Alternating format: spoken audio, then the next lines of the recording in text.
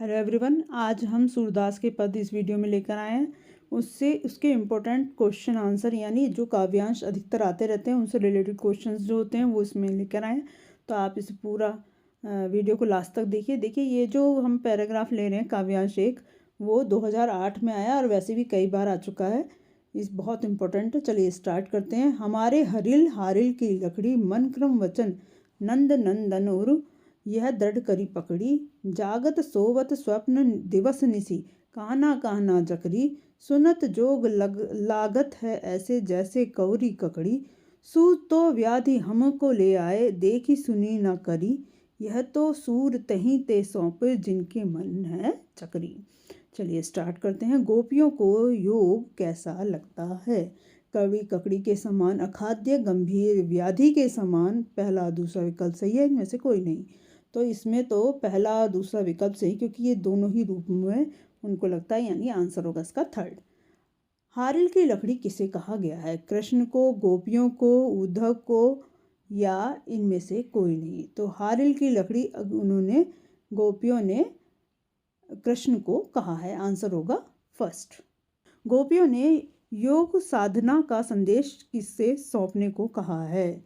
जिनके मन किसी एक के प्रति स्थिर नहीं होता, जिनके मन किसी एक के प्रति स्थिर होता है, नहीं होता, दोनों दे रखे हैं, और जो कृष्ण का नाम जपते रहते हैं, इनमें से कोई नहीं। तो ऐसा संदेश योग संदेश होगा जिनका मन स्थिर नहीं होता, आंसर होगा सेकंड। नेक्स्ट दे रखा है, गोपियों ने कृष्ण को अपने मन में किस प्रकार धारण किया हुआ है? सरलता से, निराशा से, दृढ़ता से, इनमें से कोई नहीं, दृढ़ता से, आंसर होगा। काव्यांश में कवि कौन है? रसखान, सूरदास, तुलसीदास, या कोई नहीं? तो सूरदास जी इसके कवि हैं। चलिए नेक्स्ट दे रखा है, आगामी यानी अभी जो आ सकते हैं हमारे काव्यांश, उसको लिया गया है और आ भी चुके हैं कई बार। ऊधम तुम हो अति बड़भागी, अपरस रहत स्नेह तगा ते नाहिन मन अनुरागी, पुरनि पात रहत जल भीतर तारस देह न दागी, जो जल माही तेल की गागरी, बूंदी न ताकू लागी, प्रीति नदी में पाँव न बोरियो, दृष्टि न रूप परागी, सूरदास अबला हम बोली, गुरु चींटी जो पागी। अब देखिए इसका क्या दे रहा है, गोपियाँ किसे बड़भागी कहती हैं? स्वयं को, श्री कृष्ण को, उद्धव को, या इनमें से कोई नहीं? तो वो उद्धव को बड़भागी बोल रही हैं और व्यंग के साथ बोल रही हैं।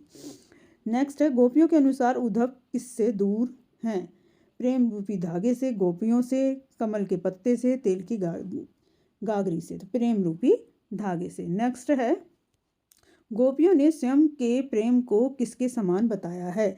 कमल के पत्ते के समान, तेल लगी हुई गगरी के समान, गुड़ से चिपकी हुई चींटियों के समान, या इनमें से कोई नहीं? तो गुड़ से चिपटी हुई चींटियों के समान बताया है। उद्धव के मन में किसके प्रति अनुराग नहीं है? गोपियों के प्रति, स्वयं के प्रति, श्री कृष्ण के प्रति, इनमें से कोई नहीं?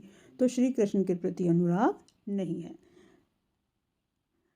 गोपियों के अनुसार उद्धव ने किस में अपने पैर को नहीं डुबाया है? सूरदास ने किस में अपने पैर को नहीं? सूरदास ने, गोपियों ने, श्री कृष्ण ने, या उद्धव ने? तो उद्धव ने, आंसर होगा इसका उद्धव।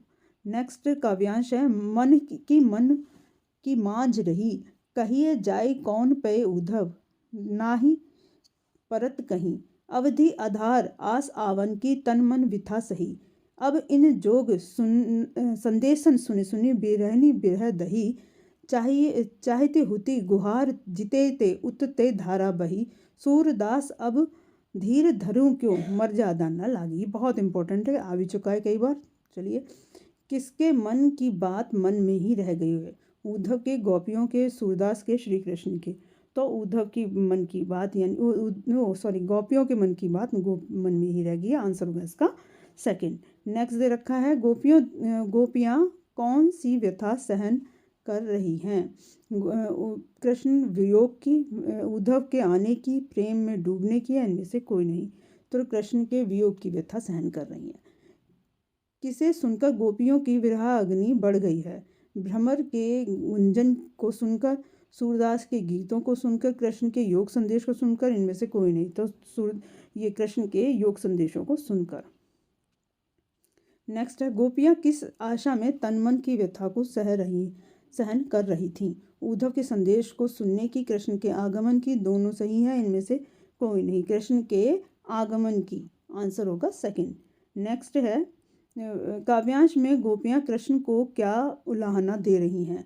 योग संदेश भेजने की, स्वयं न आने की, प्रेम की मर्यादा का पालन करने की, इनमें से कोई नहीं। तो प्रेम की मर्यादा का पालन करने का उन्होंने उलाहना दी है। अब देखिए, हरि है राजनीति पढ़ी आए, समझो बात करत मधुकर के, समाचार अब पाए, इक इत चतुर हुत पहले ते, अब गुरु ग्रंथ पढ़ाए, बड़ी बुद्धि जानी जो उनकी, जोग संदेशन पढ़ाए, उद्धव भले लोग आगे के, पर हित डोरत धाये, अब अपने मन फेर पायो, चलत जो होती चुराए, ते क्यों अनीति करें आप उन पे, जे और अनीति छुड़ाए, राज धर्म तो यही सूर जो प्रजा न जाहि सताए। तो इसमें फर्स्ट क्वेश्चन दे रखा है, गोपियों ने क्या कहकर कृष्ण पर व्यंग किया है? वे अब पहले जैसी नहीं रहे, उन्होंने अब राजनीति पढ़ ली है, वे अब मथुरा से नहीं आएंगे, या इनमें से कोई नहीं, कि वे अब राजनीति पढ़ चुके हैं या पढ़ ली है, इस कारण उन्होंने उन पर व्यंग किया है। गोपियाँ अपना मन वापस क्यों पा लेना चाहती हैं? क्योंकि कृष्ण अब छल कपट आ गया है, या क्योंकि कृष्ण उन्हें योग साधना का संदेश दे रहे थे, क्योंकि वे अब कृष्ण से प्रेम नहीं करती, या सभी विकल्प सही हैं? तो क्योंकि कृष्ण में अब बहुत छल कपट आ गया है, इसका आंसर होगा। प्राचीन राजा क्यों भले होते थे? क्योंकि वे महान होते थे, क्योंकि उन्हें राजनीतिक का ज्ञान होता था, क्योंकि प्रजा की भलाई के लिए वे दौड़े आते थे, या इनमें से कोई नहीं, क्योंकि वो प्रजा की भलाई के लिए वे दौड़े आते थे। आंसर होगा इसका थर्ड। गोपियों के अनुसार कृष्ण क्या कर रहे थे? अनीति, प्रेम, मर्यादा का पालन, या इनमें से कोई नहीं, तो वो अनीति कर रहे थे। आंसर होगा फर्स्ट। हरि है राजनीति पढ़ी आए पंक्ति में किसके लिए, ये पंक्ति किसके लिए कही गई? कृष्ण के लिए, गोपियों के लिए, उद्धव के लिए, या किसी के लिए? तो कृष्ण के लिए की गई है। अब आपके कुछ प्रश्न हम दे रहे हैं, कुछ प्रश्न जो कि पूरे कविता में से आते हैं, वही इसमें है। चलिए इसे पढ़ लेते हैं फटाफट से। किसने प्रेम की मर्यादा का उल्लंघन किया? आंसर इसमें नीचे लिखा है, आप देख सकते हैं। गोपियों ने, उद्धव ने, राजा ने, या श्री कृष्ण ने? श्री कृष्ण ने। कवि के अनुसार गोपियों का स्वभाव कैसा है? चतुर है, निर्दयी है, घमंडी है, भोला है? भोला बताया गया है। कृष्ण आने की प्रतीक्षा किसे है? कृष्ण के आने पे भक्तों को है, उद्धव को है, गोपियों को है, यशोदा को है? तो गोपियों को है। गोपियाँ कृष्ण के प्रति कैसे भावना रखती हैं? द्वेष की, क्रोध की, प्रेम की, या घृणा की? प्रेम की भावना रखती हैं। उद्धव कृष्ण का कौन सा संदेश लेकर आए हैं? प्रेम संदेश, अनुराग संदेश, योग संदेश, या इनमें से कोई नहीं? ये बहुत इंपॉर्टेंट है, योग संदेश। कृष्ण की संगति में रहकर भी कौन उनके प्रेम से अछूता रहे हैं? उद्धव, गोपियाँ, राधा, इनमें से कोई नहीं? तो उद्धव। उद्धव के व्यवहार की तुलना किसके पत्ते से की गई है? पीपल के, केले के, कमल के, नीम के? तो कमल के पत्ते से। गोपियों का मन चुरा कर कौन ले गया है? उद्धव, नंद, अक्रूर, या फिर श्री कृष्ण? तो श्री कृष्ण लेकर चले गए हैं। सूरदास के अनुसार सच्चा राजधर्म क्या है? प्रजा के हित करना, प्रजा से कर लेना, युद्ध में विजय प्राप्त करना, राज्य प्राप्त करना? तो प्रजा का हित करना। सूरदास के उपास्य देव कौन हैं? श्री कृष्ण। श्री कृष्ण के मित्र का क्या नाम था जो गोपियों को योग का संदेश देते हैं? तो उनके मित्र का नाम उद्धव था। गोपियों ने किसके प्रति अपना प्रेम भाव व्यक्त किया है? राम के प्रति, निर्गुण के प्रति, श्री कृष्ण के प्रति, या उद्धव के प्रति? श्री कृष्ण के प्रति। प्रीति नदी किसके लिए प्रयोग में की गई है? उद्धव के लिए, नंद के लिए, यशोदा के लिए, श्री कृष्ण के लिए? प्रेम रूपी नदी श्री कृष्ण के लिए ही बोला गया है, उनके प्रेम के लिए बोला गया है। प्रथम पद में कौन अपने आप को भोली और अबला बता रही हैं? गोपियाँ। गुड़ चीटी जो पागी में गुड़ और गुड़ किसे कहा गया है? श्री कृष्ण को, उद्धव को, श्री कृष्ण के प्रेम को, या गोपियों को? तो श्री कृष्ण के प्रेम को। मन की मन ही मांझ रही का क्या अर्थ है? मन की दृढ़ता, या मन की बात मन में ही रहना? मन का भेद, या मन का पाप? तो मन की बात मन में ही रहना। गोपियाँ कौन सी बात किससे बताना चाहती हैं? अपने मन की बात श्री कृष्ण से, अपने मन की बात उद्धव से, या संसार के व्यवहार की बात अक्रूर से, समाज की बात नंद से? तो अपनी मन की बात कृष्ण से बताना चाहती हैं। गोपियों ने हरि यानी श्री कृष्ण की तुलना किससे की है? गिद्ध से की है, हारिल की लकड़ी से की है, बाज से की है, कबूतर से की है। तो हारिल की लकड़ी के समान उन्हें बताया गया है। गोपियाँ सोते जागते दिन रात किसका ध्यान करती हैं? श्री कृष्ण का।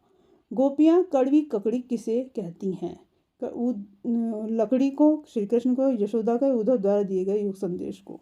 तो उद्धव के द्वारा दिए गए योग संदेश को। मन चक्री से क्या अभिप्राय है? मन की चालाकी, मन का चक्र, मन की अस्थिरता, मन की स्थिरता। तो मन की अस्थिरता। सू तो व्याधि हमको ले आए, पंक्ति में व्याधि किसे कहा गया है? योग साधना को, श्री कृष्ण को, भक्ति संदेश को या विरह को? तो योग साधना को। नेक्स्ट है, गोपियों के अनुसार किसने राजनीति की शिक्षा प्राप्त की है? कंस ने, श्री कृष्ण ने, नंद ने या उद्धव ने? श्री कृष्ण ने। गोपियों के अनुसार पहले से ही चतुर कौन है? बलराम, श्री कृष्ण, कंस या उद्धव? उद्धव पहले से इतने चतुर हैं और ऊपर से अपने गुरु के द्वारा और उन्होंने ग्रंथ पढ़ लिया, ये दिया गया। पुराने ज़माने में लोगों को भला क्यों कहा जाता था? दूसरों की भलाई करने के कारण, स्वार्थ के कारण, चालाकी के कारण या संभाव रखने के कारण? दूसरों की भलाई करने के कारण। आंसर होगा फर्स्ट। गोपियाँ क्या प्राप्त करना चाहती हैं? बांसुरी, अपना मन, उद्धव का योग या फिर श्री कृष्ण का धन? तो अपना मन। गोपियों के अनुसार किसने राजनीति की शिक्षा प्राप्त कर ली है? कंस ने, श्री कृष्ण ने, नंद ने या उद्धव ने? श्री कृष्ण ने। सूरदास के पद के आधार पर बताइए कि गोपियों ने व्यंग कसते हुए किसे भाग्यशाली कहा है?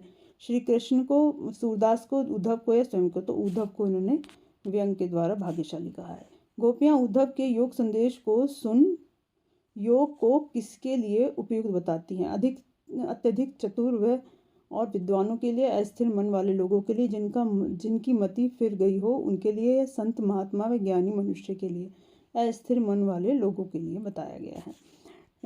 गोपियों को कड़वी ककड़ी के समान क्या प्रतीत होता है? कृष्ण का वियोग, उद्धव की बातें, कृष्ण की राजनीति या योग का संदेश? तो योग का संदेश। सूरदास का जन्म वर्ष मनाया जाता है 1478 में, 1468 में, 1532 में या 1673 में? तो 1438 में। उद्धव के व्यवहार की तुलना किससे की गई है? कमल पत्र से, तेल की चिकनी घाघरी से? विकल्प पहला और दूसरा। तो विकल्प इसमें सेकंड सही है इसका आंसर। अब आपके कुछ खुद के लिए है कि आप इन क्वेश्चनों के आंसर आप कमेंट बॉक्स में डालिए। इसके बाद हम एक वीडियो लाएंगे जिसमें सारे इस तरह के ही आंसर दिए जाएंगे और आपका नाम बोला जाएगा।